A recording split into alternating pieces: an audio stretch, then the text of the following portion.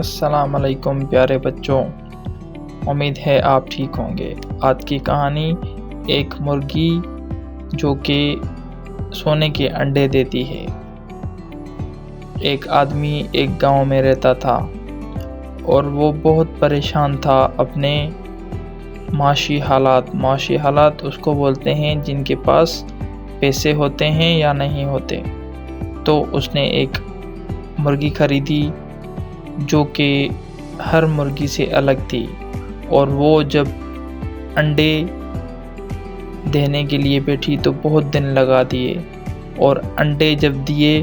تو وہ مالک بھی حیران ہو گیا کہ یہ انڈے کس طرح دے رہی ہے۔ پر جب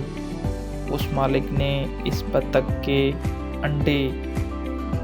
دیکھے تو وہ پریشان ہو گیا، اور اس نے یہ دیکھا کہ یہ انڈے تو سونے کے ہیں، اور وہ دل ہی دل میں بہت خوش ہونے لگا اور وہ انڈے لے کر چھپانے لگا۔ پیارے بچوں،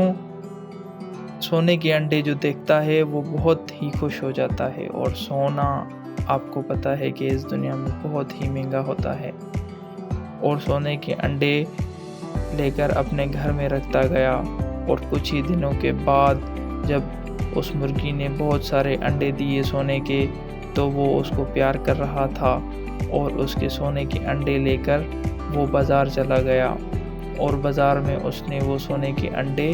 بیچ دیے، اور بہت ہی سارے پیسے اس کو مل گئے اور وہ امیر ہو گیا۔ بچوں، اس کہانی سے یہ پتہ چل رہا ہے کہ محنت میں عظمت ہے، اور جو محنت کرے گا اور اللہ پہ یقین رکھے گا وہی کامیاب ہوگا۔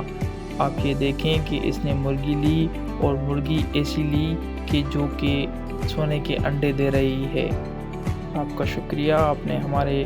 کہانی سنی، اور ویڈیو کو شیئر اور لائک اور سبسکرائب کر